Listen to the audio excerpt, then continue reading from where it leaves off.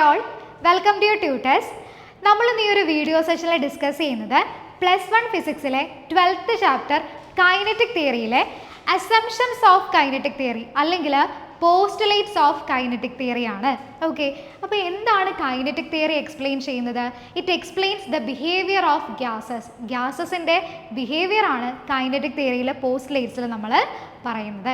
അപ്പോൾ നമുക്കറിയാം എന്താ, gases are made up of tiny particles called molecules. ഈ മോളിക്യൂൾസ് എന്താണ്? They are constantly in motion and ഇവരുടെ ഈ മോഷൻ കാരണമാണ് ഇവരുടെ ഫിസിക്കൽ പ്രോപ്പർട്ടീസ് ആയ പ്രഷർ, വോളിയം, ടെമ്പറേച്ചർ ഒക്കെ നമുക്ക് എന്ത് ചെയ്യാം, എക്സ്പ്ലെയിൻ ചെയ്യാനായിട്ട് പറ്റും.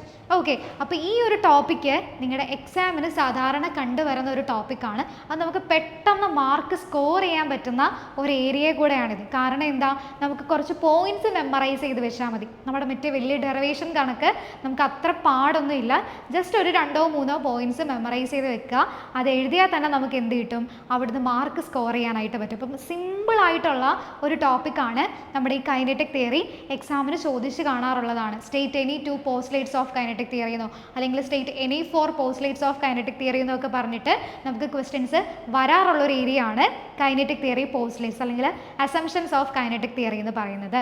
ഓക്കെ, അപ്പോൾ നമ്മുടെ ക്ലാസ്സിലേക്ക് കടക്കുന്നതിന് മുമ്പ് നിങ്ങൾക്ക് നമ്മുടെ ഓഫ്ലൈൻ ബാച്ചുകളിലേക്കോ മെഡിക്കൽ എഞ്ചിനീയറിംഗ് എൻട്രൻസ് ബാച്ചുകളിലേക്കോ ജോയിൻ ചെയ്യാൻ താല്പര്യമുണ്ടെങ്കിൽ താഴെ കാണുന്ന നമ്പറിൽ കോൺടാക്റ്റ് ചെയ്യുക. ഓക്കെ, അപ്പോൾ നമുക്ക് ക്ലാസ് സ്റ്റാർട്ട് ചെയ്താലോ? നോക്കിക്കേ, എന്താണ് നമ്മൾ പഠിക്കുന്നത്? അസംപ്ഷൻസ് ഓഫ് കൈനറ്റിക് തിയറി ആണ് അല്ലെങ്കിൽ പോസ്റ്റുലേറ്റ്സ് ഓഫ് കൈനറ്റിക് തിയറി ആണ് നമ്മൾ ഇന്നത്തെ ക്ലാസ്സിൽ എടുക്കുന്നത്. ആദ്യം തന്നെ നമുക്ക് കുറച്ച് ബേസിക് ലെവലിൽ നിന്ന് തുടങ്ങാം. നമുക്കറിയാം എന്താണ്, സ്റ്റേറ്റ്സ് ഓഫ് മാറ്റർ ആണ് നമ്മൾ എടുക്കുന്നത്. ഏറ്റവും ബേസിക് ആയിട്ടുള്ള 3 സ്റ്റേറ്റുകൾ നമുക്കിപ്പോൾ കൺസിഡർ ചെയ്യാം. ഇതും കഴിഞ്ഞിട്ട് മറ്റ് സ്റ്റേറ്റുകളും ഉണ്ട്, പക്ഷെ നമുക്കിപ്പോൾ ഏറ്റവും ബേസിക് ആയിട്ടുള്ള ഈ 3 സ്റ്റേറ്റുകൾ മതി. ഏതൊക്കെയാണ് ബേസിക് 3 സ്റ്റേറ്റുകൾ? Solid, liquid, gas. ഓക്കെ, എന്താണ് സോളിഡ് സ്റ്റേറ്റിലുള്ള മോളിക്യൂളുകളുടെ പ്രത്യേകത? They are tightly bound. Solid സ്റ്റേറ്റിലെ മോളിക്യൂൾസ് എന്താണ്? ടൈറ്റ്ലി ബൗണ്ട് ആണ്. ഇനി ലിക്വിഡ് സ്റ്റേറ്റിലാകുമ്പോഴോ the molecules are loosely bound. ഇനി നമ്മൾ നമ്മുടെ ഗ്യാസുകളിലേക്ക് വരുമ്പോൾ എന്താണ്? The molecules are far apart. എന്താണ്? The molecules are far apart. അപ്പോൾ നമ്മുടെ ഈ ഗ്യാസിനെ കുറിച്ചിട്ടാണ് നമ്മൾ കൈനറ്റിക് തിയറിയിൽ പഠിക്കുന്നത്. അപ്പോൾ നമുക്ക് കൂടുതലായിട്ട് ആരറിഞ്ഞാൽ മതി? ഇവിടെ ഗ്യാസിനെ കുറിച്ചിട്ട് അറിഞ്ഞിരുന്നാൽ മതി. അപ്പോൾ നമുക്കറിയാം ഗ്യാസിൽ എന്താ, ഇൻ്റർമോളിക്കുലാർ സ്പേസിങ് വളരെ കൂടുതലാണല്ലേ. ലാർജ് ഇൻ്റർമോളിക്കുലാർ സ്പേസ് ആണ് നമ്മുടെ ഗ്യാസിൽ ഉള്ളത്. അതേപോലെ തന്നെ നമ്മൾ ഗ്യാസിനെ ഒരു കണ്ടെയ്നറിലേക്ക് ഫില്ല് ചെയ്ത് എന്ത് സംഭവിക്കും? ഈ ഗ്യാസ് അതിലേക്ക് എക്സ്പാൻഡഡ് ആവും. നമുക്കറിയാവുന്ന കാര്യമാണ്. അതേപോലെ തന്നെ എന്താ, ഗ്യാസസ് ഹൈലി കംപ്രസിബിൾ ആണ്. ഇതേപോലെ ഒരുപാട് പ്രത്യേകതകൾ നമ്മുടെ ഗ്യാസിന് ഉണ്ട്. ഓക്കെ, അപ്പോൾ നമ്മൾ ഇന്നത്തെ ടോപ്പിക്കിൽ എന്താ ഡിസ്കസ് ചെയ്യുന്നത്? ഗ്യാസസിൻ്റെ കൈനറ്റിക് തിയറിയാണ്. കൈനറ്റിക് തിയറി ഓഫ് ഗ്യാസസ് ആണ്. എങ്ങനെ ഗ്യാസ് ബിഹേവ് ചെയ്യുന്നു എന്നതാണ് നമ്മൾ എക്സ്പ്ലെയിൻ ചെയ്യുന്നത്. അപ്പോൾ നമുക്ക് സ്റ്റാർട്ട് ചെയ്യാം. നോക്കിക്കേ, അസംപ്ഷൻസ് അല്ലെങ്കിൽ പോസ്റ്റുലേറ്റ്സ് എന്ന് പറയുന്നത് ആദ്യത്തെ പോസ്റ്റുലേറ്റ് നോക്കിക്കേ, gases consist of molecules, they are rigid elastic spheres എന്ന് പറഞ്ഞ് നമ്മൾ തൊട്ട് മുമ്പ് പറഞ്ഞത് തന്നെയാണ്. ഗ്യാസസിൽ എന്താണുള്ളത്? ടൈനി പാർട്ടിക്കിളുകളായ മോളിക്യൂളുകളാണുള്ളത്. മോളിക്യൂൾസിൻ്റെ പ്രത്യേകത എന്താ? അവർ റിജിഡും അതേപോലെ തന്നെ ഇലാസ്റ്റിക് സ്പിയേഴ്സ് ആണ്. എന്താണ്? They R rigid and elastic spheres. എന്താണ് പ്രത്യേകത? മോളിക്യൂളിൻ്റെ പ്രത്യേകത എന്താ? റിജിഡ് ആൻഡ് ഇലാസ്റ്റിക് സ്പിയേഴ്സ് ആണ്. നമ്മുടെ ഗ്യാസ് എന്ന് പറയുന്നത് എന്താണ്? മെയ്ഡപ്പ് ഓഫ് മോളിക്യൂൾസ് ആണ്. അതാണ് നമ്മുടെ ഒന്നാമത്തെ പോസ്റ്റുലേറ്റ്. രണ്ടാമത്തെ നോക്കിക്കേ, molecules of same gas are identical in all aspect എന്ന് പറഞ്ഞാൽ എന്താ, നമ്മൾ ഒരേ ഗ്യാസിൻ്റെ മോളിക്യൂളുകൾ എടുക്കുകയാണ്. അപ്പോൾ അങ്ങനെയുള്ളവരിലുള്ള മോളിക്യൂളുകൾ എന്തായിരിക്കും? സെയിം ആയിരിക്കും. മോളിക്യൂളുകളിലെ ഷേപ്പും സൈസും മാസും ഒക്കെ എന്തായിരിക്കും? സെയിം ആയിരിക്കും. ഫോർ എക്സാമ്പിൾ, നമ്മളിപ്പോൾ ഓക്സിജൻ്റെ ഗ്യാസ് എടുക്കുന്നു. എന്തെടുക്കുന്നു? ഓക്സിജൻ ഗ്യാസ് ഒരു കണ്ടെയ്നറിൽ എടുക്കുന്നു. ഓക്സിജൻ ഗ്യാസ് പറയുമ്പോൾ അതിൽ ആരാ ഉള്ളത്? ഗ്യാസിലുള്ളത് ആരാ? മോളിക്യൂളുകളാണ്. അപ്പോൾ നമ്മൾ നോക്കുമ്പോൾ അവരുടെ മോളിക്യൂളുകൾ എന്താണ്? എല്ലാ മോളിക്യൂളുകളും ഐഡൻറ്റിക്കൽ ആണ്. ഏതൊക്കെ കാര്യത്തിൽ? അവരുടെ മാസും ഷേപ്പും സൈസും എന്താണ്? ഐഡൻറ്റിക്കൽ ആണ്. അപ്പോൾ നമ്മളിപ്പോൾ ഫോർ എക്സാമ്പിൾ നമ്മളിവിടെ എടുത്ത ഓക്സിജൻ ഗ്യാസ് ആണ് എടുത്തത്. അപ്പോൾ ഓക്സിജൻ ഗ്യാസിൽ ഓക്സിജൻ്റെ മോളിക്യൂളുകളാണുള്ളത്. ആ മോളിക്യൂളുകളെല്ലാം അവരുടെ എല്ലാ മോളിക്യൂളുകൾക്കും ഒരേ സൈസും ഷേപ്പും മാസും ആയിരിക്കും. ഇനി നമ്മൾ നൈട്രജൻ്റെയോ ഹൈഡ്രജൻ്റെയോ ഗ്യാസ് എടുത്താലും ഇങ്ങനെ തന്നെയാണ്. ഇപ്പോൾ നമ്മൾ ഹൈഡ്രജൻ്റെ ഗ്യാസ് എടുത്താലോ അതിൽ ഹൈഡ്രജൻ മോളിക്യൂളുകൾ കാണും. ആ മോളിക്യൂളുകൾ എന്തായിരിക്കും? പരസ്പരം ഐഡൻറ്റിക്കൽ ആയിരിക്കും. ഇന്ന് അവരുടെ മാസും ഷേപ്പും സൈസും ഒക്കെ എന്തായിരിക്കും? എല്ലാവരുടെയും ഒരേപോലെ ആയിരിക്കും. അതാണ് രണ്ടാമത്തെ പോസ്റ്റുലേറ്റിൽ നമ്മൾ പറയുന്നത്. ഇനിയുമാണ് മൂന്നാമത്തെ postulate. There is no intermolecular force of attraction among the molecules. അപ്പോൾ നമ്മുടെ ഒരു ഗ്യാസിലെ മോളിക്യൂളുകൾ തമ്മിൽ എന്തില്ല? ഇന്റർമോളിക്കുലാർ ഫോഴ്സ് ഓഫ് അട്രാക്ഷൻ ഇല്ല എന്നാണ് നമ്മുടെ മൂന്നാമത്തെ പോസ്റ്റുലേറ്റിൽ പറയുന്നത്. പക്ഷേ ഈ ഒരു പോസ്റ്റുലേറ്റ് നമ്മുടെ ഐഡിയൽ ഗ്യാസിന് മാത്രമേ ആപ്ലിക്കബിൾ ആയിട്ടുള്ളൂ. നമ്മുടെ റിയൽ ഗ്യാസസിൽ എന്തുണ്ട്? നമ്മുടെ മോളിക്യൂളുകൾ തമ്മിൽ ഫോഴ്സസ് ആക്ട് ചെയ്യുന്നുണ്ട്. അപ്പോൾ ഈ ഒരു പോസ്റ്റുലേറ്റ് എന്താണ്? It is only applicable to ideal gases. Okay, നമുക്കറിയാവുന്ന ഒരു കാര്യമുണ്ട്. എപ്പോഴാണ് നമ്മുടെ റിയൽ ഗ്യാസുകൾ ഐഡിയൽ ഗ്യാസ് ബിഹേവിയർ കാണിക്കുന്നത്? At low pressure and high temperature. Low പ്രഷറിലും ഹൈ ടെമ്പറേച്ചറിലും ഈ കണ്ടീഷനിൽ വരുമ്പോഴത്തേക്ക് നമ്മുടെ റിയൽ ഗ്യാസസ് എന്തായിട്ട് ബിഹേവ് ചെയ്യും? ഐഡിയൽ ഗ്യാസുകളായിട്ട് ബിഹേവ് ചെയ്യും. ഓക്കെ, അപ്പോൾ എന്താണ് പറയുന്നത്? നമ്മുടെ ഐഡിയൽ ഗ്യാസിൽ മൂന്നാമത്തെ പോസ്റ്റുലേറ്റ് പറയുന്നത് എന്താ? ഐഡിയൽ ഗ്യാസിൽ മോളിക്യൂളുകൾ തമ്മിൽ എന്തില്ല? ഇന്റർമോളിക്കുലാർ ഫോഴ്സ് ഓഫ് അട്രാക്ഷനോ റിപ്പൽഷനോ ഇല്ല. അവർ തമ്മിൽ അട്രാക്റ്റീവ് ഫോഴ്സും ഇല്ല, റിപ്പൽസീവ് ഫോഴ്സും ഇല്ല. അതാണ് നമ്മുടെ മൂന്നാമത്തെ പോസ്റ്റുലേറ്റ്. കണ്ടോ, നമ്മളിപ്പോൾ ഒരു കണ്ടെയ്നറിൽ ഗ്യാസ് ഫില്ല് ചെയ്തിരിക്കുകയാണ്. ഗ്യാസ് എന്ന് പറയുമ്പോൾ എന്താ? അതിൽ മോളിക്യൂളുകളുണ്ട്. ആ മോളിക്യൂളുകളെ നമ്മൾ ഇലാസ്റ്റിക് സ്പിയറുകൾ പോലെയാണ് കാണിച്ചിരിക്കുന്നത്. അപ്പോൾ ഇതിപ്പോൾ ഒരു ഗ്യാസിന് ഇപ്പോൾ നമ്മൾ ഇതിൻ്റെ അകത്തിൽ എടുത്തിരിക്കുന്നത് നൈട്രജൻ്റെ മോളിക്യൂളാണെന്ന് നൈട്രജൻ ഗ്യാസ് ആണെന്ന് വിചാരിക്കുക. അപ്പോൾ എന്തായിരിക്കും? എല്ലാം നൈട്രജൻ്റെ മോളിക്യൂളായിരിക്കും. നോക്കിക്കേ, എല്ലാ മോളിക്യൂളുകളും ഒരേപോലെ ഐഡൻറ്റിക്കൽ, ദേ ആർ ഐഡൻറ്റിക്കൽ ആയിരിക്കും. ഓക്കെ, അപ്പോൾ ഇതാണ് നമ്മൾ ആദ്യത്തെ 3 പോസ്റ്റുലേറ്റിൽ പറഞ്ഞത്. ഇനി നോക്കിക്കേ അടുത്തത്. Molecules are in a state of random motion moving in all directions along straight line. എന്ന് പറഞ്ഞാൽ എന്താ? മോളിക്യൂളുകൾ വെറുതെ നിൽക്കുകയാണോ? ഒരു ഗ്യാസിൽ മോളിക്യൂളുകൾ ഉണ്ടെന്ന് നമ്മൾ പറഞ്ഞു. ഈ മോളിക്യൂളുകൾ വെറുതെ ഇങ്ങനെ റെസ്റ്റ് നിൽക്കുകയാണോ? അല്ല. They are in continuous random motion. അവരെന്താണ്? കണ്ടിന്യൂസ്ലി റാൻഡം ആയിട്ട് അങ്ങോട്ടും ഇങ്ങോട്ടും ഒക്കെ എന്താണ്? റാൻഡംലി അവർ എന്ത് ചെയ്തുകൊണ്ടിരിക്കുകയാണ്? മൂവ് ചെയ്തുകൊണ്ടേ ഇരിക്കുകയാണ്. എല്ലാ ഡയറക്ഷൻസിലും റാൻഡമായിട്ട് അവർ മൂവ് ചെയ്തുകൊണ്ടേ ഇരിക്കുന്നു. എങ്ങനെ?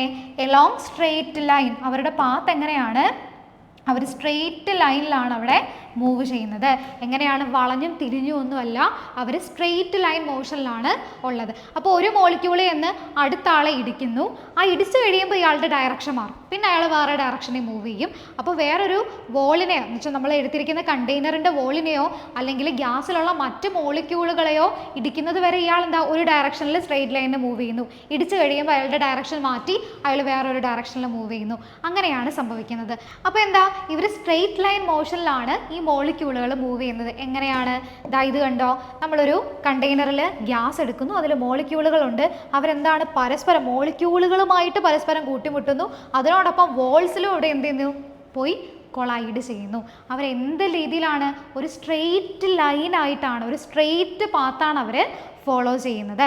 ഓക്കെ, അപ്പോൾ ഇതാണ് എന്ത്? ഇവർ കണ്ടിന്യൂസ്ലി നോക്കിക്കേ, ഒരു റാൻഡം തോന്നിയ ഡയറക്ഷനിലെല്ലാം അവർ റാൻഡം മോഷനിലാണ് ആരുള്ളത്? നമ്മുടെ ഗ്യാസിലെ മോളിക്യൂളുകളുള്ളത്.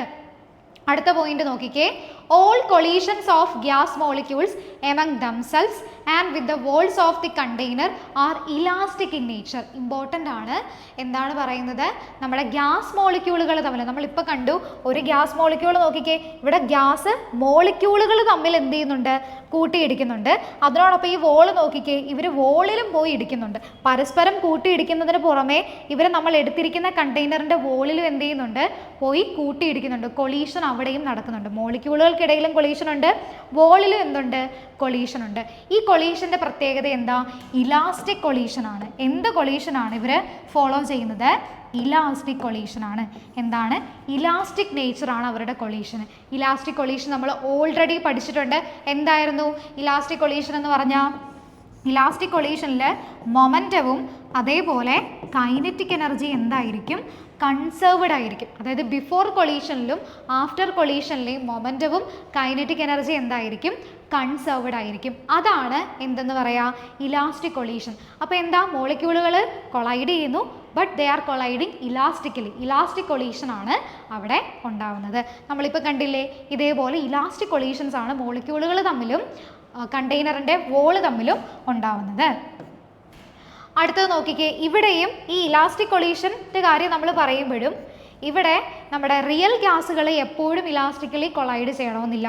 ഇത് നമുക്ക് ഐഡിയൽ ഗ്യാസുകളുടെ കേസിൽ ഇലാസ്റ്റിക് കൊളീഷൻ എന്ന് പറയാം. പക്ഷെ റിയൽ ഗ്യാസുകളെ എപ്പോഴും ഇലാസ്റ്റിക്കലി തന്നെ കൊളൈഡ് ചെയ്യണമെന്ന് നിർബന്ധം ഇല്ല. നോക്കിക്കേ, അടുത്ത പോസ്റ്റ്ലേറ്റ് ആണ് the pressure of gas is due to the collision of molecules with the walls of the container. അപ്പോൾ എന്താണ്, നമ്മുടെ കണ്ടെയ്നറിൻ്റെ വോൾസിൽ വന്ന് മോളിക്യൂൾസ് കൊളൈഡ് ചെയ്യുന്നു നമ്മൾ പറഞ്ഞു. കഴിഞ്ഞ ഇതിൽ നമ്മൾ കണ്ടില്ലേ, കഴിഞ്ഞ സ്ലൈഡിൽ നമ്മൾ കണ്ടു എന്താണ്, നമ്മുടെ വോള്, കണ്ടെയ്നറിൻ്റെ വോള്, ഇതിൽ കുറേ മോളിക്യൂളുകളുണ്ട്. ഈ മോളിക്യൂളുകൾ പരസ്പരം കൊളൈഡ് ചെയ്യുന്നതിന് പുറമെ മോളിക്യൂൾ വന്ന് എവിടെ വന്ന് കൊളൈഡ് ചെയ്യുന്നു, നമ്മുടെ ഈ വോൾസിൽ വന്ന് കൊളൈഡ് ചെയ്തിട്ട് തട്ടി വേറൊരു ഡയറക്ഷനിലേക്ക് ഇവരെന്ത് ചെയ്യുന്നു, മൂവ് ചെയ്യുന്നു. അപ്പോൾ ഈ മോളിക്യൂളുകൾ വന്ന് നമ്മുടെ കണ്ടെയ്നറിൻ്റെ വോൾസിൽ എന്ത് കൊടുക്കുന്നു, അവിടെ കൊളൈഡ് ചെയ്യുമ്പോൾ എന്താ ഉണ്ടാവുന്നത്, അവിടെ ഒരു പ്രഷർ എക്സേർട്ട് ചെയ്യുകയാണ്. എന്താണ്, ഈ മോളിക്യൂൾസ് നമ്മുടെ കണ്ടെയ്നറിൻ്റെ വോൾസിൽ ഒരു പ്രഷർ എക്സേർട്ട്, ഒരു ഫോഴ്സ് എക്സേർട്ട് ചെയ്യുകയാണ് ചെയ്യുന്നത്. നമുക്കറിയാം എന്താണ് force by area, force per unit area എന്താണ്, പ്രഷറാണ്. അപ്പോൾ ഈ മോളിക്യൂൾസ് വോൾസിൻ്റെ കണ്ടെയ്നറിൽ ഒരു ഫോഴ്സ് എക്സേർട്ട് ചെയ്യുന്നു. ഫോഴ്സ് ബൈ ഏരിയ എന്താണ്, പ്രഷറാണെന്ന് നമുക്കറിയാം. അപ്പോൾ ഈ മോളിക്യൂൾസ് വോൾസിൽ കൊളൈഡ് ചെയ്യുന്നത് ഫലമായിട്ടാണ് എന്തുണ്ടാവുന്നത്, പ്രഷർ ഉണ്ടാവുന്നത്. ഓക്കെ, അപ്പോൾ the pressure of a gas എന്ന് പറയുന്നത് it is due to the collision of the molecules in the walls of the container. കണ്ടെയ്നറിൻ്റെ വോൾസിൽ വന്ന് ഈ മോളിക്യൂളുകൾ കൊളൈഡ് ചെയ്യുന്നത് കാരണമാണ് പ്രഷർ ഉണ്ടാവുന്നത്. നമ്മൾ ഐഡിയൽ ഗ്യാസിൻ്റെ പ്രഷറിൻ്റെ ഒരു വലിയ ഡെറിവേഷനൊക്കെ നമ്മൾ ഈ ചാപ്റ്ററിൽ പഠിച്ചിട്ടുണ്ട്. എന്തായിരുന്നു അത്, നമ്മുടെ pressure of an ideal gas എന്ന് പറയുന്നത് P is equal to 1/3 Nm V bar square. എന്താണ്, 1/3 Nm V bar square ആണ്. ഓക്കെ, ഇവിടെ N എന്ന് പറഞ്ഞാൽ എന്താ, നമ്പർ ഡെൻസിറ്റി ആണ്. എന്താണ് നമ്പർ ഡെൻസിറ്റി, എന്താണ് number density, number of molecules per unit volume, അതാണ് എന്ത്, നമ്പർ ഡെൻസിറ്റി. എം എന്ന് പറഞ്ഞാൽ എന്താ, മാസ് ഓഫ് എ മോളിക്യൂൾ, മോളിക്യൂളിൻ്റെ മാസ് ആണ് സ്മോൾ എം എന്ന് പറയുന്നത്. ഇനിയും ന്യൂ ബാർ എന്ന് പറഞ്ഞാൽ എന്താ, സ്ക്വയേർഡ് മീൻ സ്പീഡാണ് എന്ത്, ന്യൂ ബാർ സ്ക്വയർ എന്ന് പറഞ്ഞാൽ എന്താണ്, സ്ക്വയേർഡ് മീൻ സ്പീഡാണ് നമ്മുടെ ന്യൂ ബാർ സ്ക്വയർ. അപ്പോൾ ഇതാണ് ഒരു ഐഡിയൽ ഗ്യാസിൻ്റെ പ്രഷറിൻ്റെ ഇക്വേഷൻ. ഇതൊരു വലിയ ഡെറിവേഷൻ ആണ് കേട്ടോ. അടുത്തത് നോക്കിക്കേ, അടുത്ത പോസ്റ്റ്ലേറ്റ് ആണ് size of molecules is negligible compared to average distance between molecules. നമ്മൾ ഗ്യാസിലെ മോളിക്യൂളുകൾക്ക് ഇടയിലുള്ള സെപ്പറേഷൻ എടുത്തു കഴിഞ്ഞാൽ, സെപ്പറേഷനുമായിട്ട് കമ്പയർ ചെയ്യുമ്പോൾ ഈ മോളിക്യൂളുകളുടെ സൈസ് എന്താണ്, വളരെ ചെറുതാണ്. ഇപ്പോൾ നമ്മൾ 2 മോളിക്യൂളുകൾ എടുക്കുകയാണ്.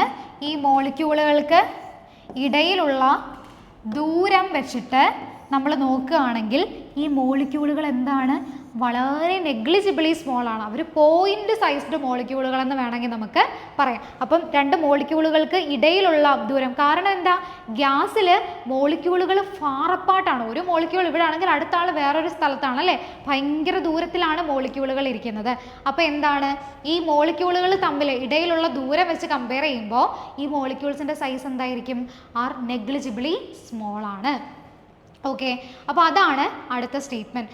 അടുത്ത എന്താണ് പറയുന്നത്, അടുത്ത പോസ്റ്റ്ലേറ്റിൽ പറയുന്നത് സൈസ് ചെറുതായതുകൊണ്ട് തന്നെ the volume occupied by the gas molecules is negligible when compared to the volume of gases എന്ന് പറഞ്ഞാൽ എന്തായിരിക്കും, നമ്മുടെ ഗ്യാസ് മോളിക്യൂളുകളുടെ വോളിയം കണ്ടെയ്നറിൻ്റെ വോളിയവുമായിട്ട് കമ്പയർ ചെയ്യുമ്പം വളരെ നെഗ്ലിജിബിളി സ്മോൾ ആയിരിക്കും. ഇതാണ് അടുത്ത പോസ്റ്റ്ലേറ്റ്.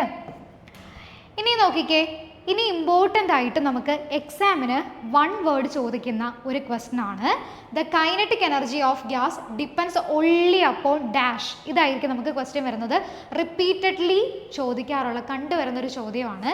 ഗ്യാസിൻ്റെ കൈനറ്റിക് എനർജി എന്തിനെയാണ് ഡിപ്പെൻഡ് ചെയ്യുന്നത്, ടെമ്പറേച്ചറിനെയാണ് ഡിപ്പെൻഡ് ചെയ്യുന്നത്. Kinetic energy of gas depends only upon the temperature. വിട്ടുപോകരുത്, മറന്നു പോകരുത്. കൈനറ്റിക് എനർജി എന്ന് പറയുന്നത് ആരെ ഡിപ്പെൻഡ് ചെയ്യുന്നു, ടെമ്പറേച്ചറിനെ ഡിപ്പെൻഡ് ചെയ്യുന്നു. ഇതും നമുക്കൊരു ഡെറിവേഷൻ ഉള്ളതാണ്. എന്തായിരുന്നു അത്, കൈനറ്റിക് എനർജി ഫൈനൽ ഇക്വേഷൻ എന്തായിരിക്കും നമുക്ക് കിട്ടുന്നത്, ആവറേജ് കൈനറ്റിക് എനർജി, ആവറേജ് കാണിക്കാനാണ് ബാർ ഇട്ടിരിക്കുന്നത്. ആവറേജ് കൈനറ്റിക് എനർജി എന്ന് പറയുന്നത് എന്തായിരുന്നു, 3/2 kBT ആണ്. എന്താണ്, 3/2 kBT. ഇതിൽ KB എന്ന് പറഞ്ഞാൽ എന്താ, നമ്മുടെ ബോൾസ്മാൻ കോൺസ്റ്റന്റ് ഇല്ലേ, അതാണ് KB എന്ന് പറയുന്നത്. എന്താണ്, ബോൾസ്മാൻ കോൺസ്റ്റന്റ് ആണ് KB. KBയുടെ വാല്യൂ എന്താ, KB is equal to 1.38 into 10⁻⁻23 joule per kelvin ആണ്. അപ്പോൾ നമ്മുടെ ആവറേജ് കൈനറ്റിക് എനർജിയുടെ വാല്യൂ എന്താ? 3/2 kBT ആണ്. ഓക്കെ, അപ്പോൾ കൈനറ്റിക് എനർജി ഇമ്പോർട്ടൻറ്റ് പോയിന്റ് ആണ്. കൈനറ്റിക് എനർജി ടെമ്പറേച്ചറിനെ മാത്രമേ ഡിപ്പെൻഡ് ചെയ്യുന്നുള്ളൂ. അങ്ങനെയെങ്കിൽ ടെമ്പറേച്ചർ കൂടിയാൽ എന്ത് കൂടും? കൈനറ്റിക് എനർജി കൂടും അല്ലേ? അതായത് മോളിക്യൂൾ ഭയങ്കര ഫാസ്റ്റ് ആയിട്ട് മൂവ് ചെയ്യും. ടെമ്പറേച്ചർ കൂടിയാൽ മോളിക്യൂൾസ് ഭയങ്കര ഫാസ്റ്റ് ആയിട്ട് മൂവ് ചെയ്യും. നമ്മൾ ബലൂൺസ് ഒക്കെ നമ്മുടെ നല്ല ഹോട്ട് വെതറിൽ ചൂടത്ത് വെയിലത്ത് കൊണ്ട് വെച്ച് കഴിഞ്ഞാൽ അത് പെട്ടെന്ന് ബേസ്റ്റ് ആയി പോകത്തില്ലേ? കാരണം എന്താ? ടെമ്പറേച്ചർ കൂടുമ്പോൾ മോളിക്യൂൾസ് ഭയങ്കര ഫ്രീക്വൻ്റ് ആയിട്ട് പോയി അതിൻ്റെ വോൾസിൽ പോയി ഇടിക്കും. അപ്പോൾ അത് കാരണം നല്ല പ്രഷർ അവിടെ ബിൽഡാകും. അങ്ങനെയാണ് അത് എന്ത് ചെയ്യുന്നത്? പൊട്ടിപ്പോകുന്നത്. അപ്പോൾ ഈ ടെമ്പറേച്ചർ കൂടുമ്പോൾ കൈനറ്റിക് എനർജി, അതായത് മോളിക്യൂൾസ് ഭയങ്കര ഫാസ്റ്റിൽ മൂവ് ചെയ്യുന്നു. അത് കാരണം ഇത് ചെന്നിടിക്കുന്നു, ഫ്രീക്വൻ്റ് ആയിട്ട് വോൾസിൽ ചെന്നിടിക്കുന്നു. അത് കാരണം അവിടുത്തെ പ്രഷർ കൂടുന്നു. ഓക്കെ, അപ്പോൾ അതാണ് കൈനറ്റിക് എനർജി ആരെ ഡിപ്പെൻഡ് ചെയ്യും? ടെമ്പറേച്ചറിനെയാണ് ഡിപ്പെൻഡ് ചെയ്യുന്നത്. അടുത്ത ഈ ഒരു സ്റ്റേറ്റ്മെൻറ്റും നമ്മുടെ എക്സാമിന് സാധാരണ ചോദിക്കാറുള്ളതാണ്. The average distance covered by a molecule between 2 successive collisions are called mean free path. ഇതും എക്സാമിന് എന്താണ് മീൻ ഫ്രീ പാത്ത് എന്ന് ചോദിച്ച് കണ്ടിട്ടുള്ളൊരു ക്വസ്റ്റ്യൻ ആണ്. എന്താണ് മീൻ ഫ്രീ പാത്ത് എന്ന് പറയുന്നത്? നമ്മുടെ ഗ്യാസുകളിൽ മോളിക്യൂളുകളുണ്ട്. ഈ മോളിക്യൂളുകൾ പരസ്പരം കൊളൈഡ് ചെയ്യുമെന്ന് നമ്മൾ പറയുന്നു. ഇപ്പം നമ്മളിതാ ഈ ഒരു മോളിക്യൂളിനെ എടുക്കുന്നു. ഇവിടെയൊക്കെ വേറെ മോളിക്യൂളുകളുണ്ട് കേട്ടോ. അപ്പോൾ നമ്മുടെ ഈ ഒരു മോളിക്യൂള് വന്ന് ഒരാളെ ഇടിക്കുന്നു, എന്നിട്ട് ഈ മോളിക്യൂൾ ഇങ്ങോട്ടേക്ക് മാറുന്നു. അതായത് ഈ മോളിക്യൂൾ വന്നിട്ട് ഇയാളെ ഇടിക്കുന്നു, ആൻഡ് ദെൻ ഇവിടെ കൊളൈഡ് ചെയ്ത് കഴിഞ്ഞപ്പോൾ അതിൻ്റെ പാത്ത് മാറിയത് വേറൊരാളെ പോയി ഇടിക്കുന്നു. മനസ്സിലായോ? ആദ്യം ഒരു കൊളീഷൻ നടക്കുന്നു, അതിനുശേഷം മറ്റൊരു കൊളീഷൻ നടക്കുന്നു. അപ്പോൾ ഇവിടെ എന്താ? 2 സക്സസീവ് കൊളീഷനുകളാണ് നടന്നത്. ആദ്യം ഇവിടെ ഇടിക്കുന്നു, ദെൻ ഇവിടെ വന്നിരിക്കുന്നു. അപ്പോൾ 2 സക്സസീവ് കൊളീഷനുകൾക്കിടയിൽ ഈ മോളിക്യൂൾ എത്ര ദൂരമാണ് സഞ്ചരിച്ചത് എന്നുള്ളതാണ് നമ്മുടെ മീൻ ഫ്രീ പാത്ത് എന്ന് പറയുന്നത്. ദ ആവറേജ് ഡിസ്റ്റൻസ്, അതായത് ഈ ഒരു 2 സക്സസീവ് കൊളീഷനുകൾക്കിടയിൽ മോളിക്യൂൾ സഞ്ചരിച്ച ആവറേജ് ദൂരത്തിനെയാണ് മീൻ ഫ്രീ പാത്ത് എന്ന് പറയുന്നത്. എക്സാമിന് സാധാരണ ചോദിക്കാറുള്ള ഒരു ഡെഫിനിഷനാണ്. എന്താണ് മീൻ ഫ്രീ പാത്ത് എന്ന് ചോദിച്ച് കാണാറുണ്ട് കേട്ടോ. അപ്പോൾ എന്താണ് മീൻ ഫ്രീ പാത്തിൻ്റെ ഒരു ഇക്വേഷൻ ഉണ്ട്. നമ്മൾ സ്മോൾ എൽ വെച്ചിട്ടാണ് മീൻ ഫ്രീ പാത്ത് ഡിനോട്ട് ചെയ്യുന്നത്.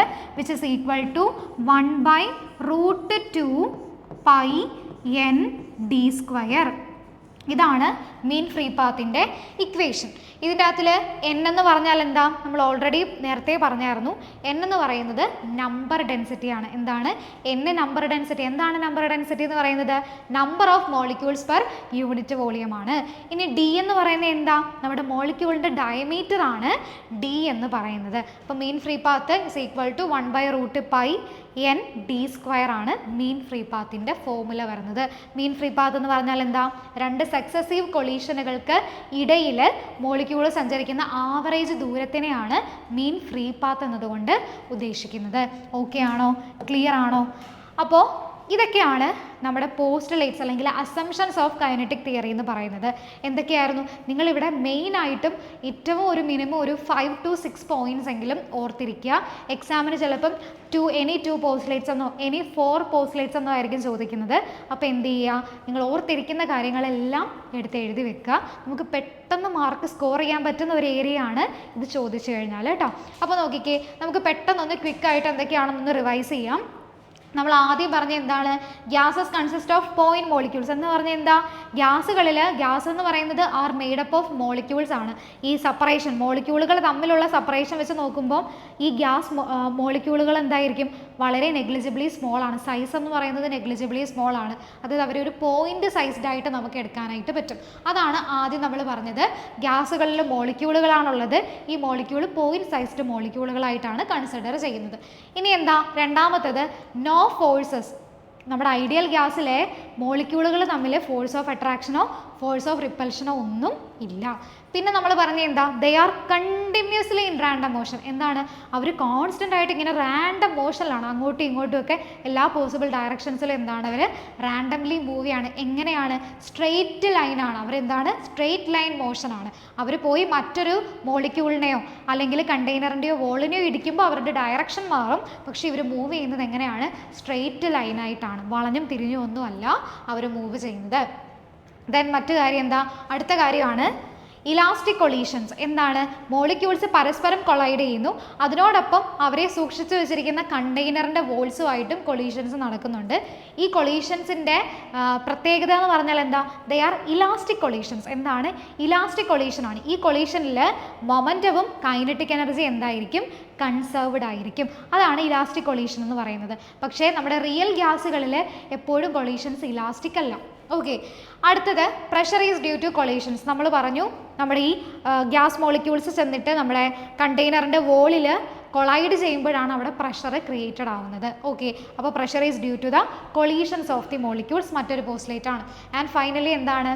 Kinetic energy proportional to temperature. നമ്മൾ പറഞ്ഞു ഒരു മോളിക്യൂളിൽ ഒരു ഗ്യാസിലെ kinetic energy, average kinetic energy എന്ന് പറഞ്ഞാൽ 3/2 kBT ആണെന്ന് നമുക്കറിയാം. അവിടെ എന്താണ്? നമ്മുടെ കൈനറ്റിക് എനർജി എന്ന് പറയുന്നത് ടെമ്പറേച്ചറിനോട് എന്താണ്? ഡയറക്റ്റ്ലി പ്രൊപ്പോർഷണൽ ആണ്. ടെമ്പറേച്ചർ കൂടുമ്പോൾ മോളിക്യൂളിൻ്റെ കൈനറ്റിക് എനർജി കൂടും. ഒരു ഭയങ്കര ഫാസ്റ്റിൽ എന്ത് ചെയ്യാൻ തുടങ്ങും?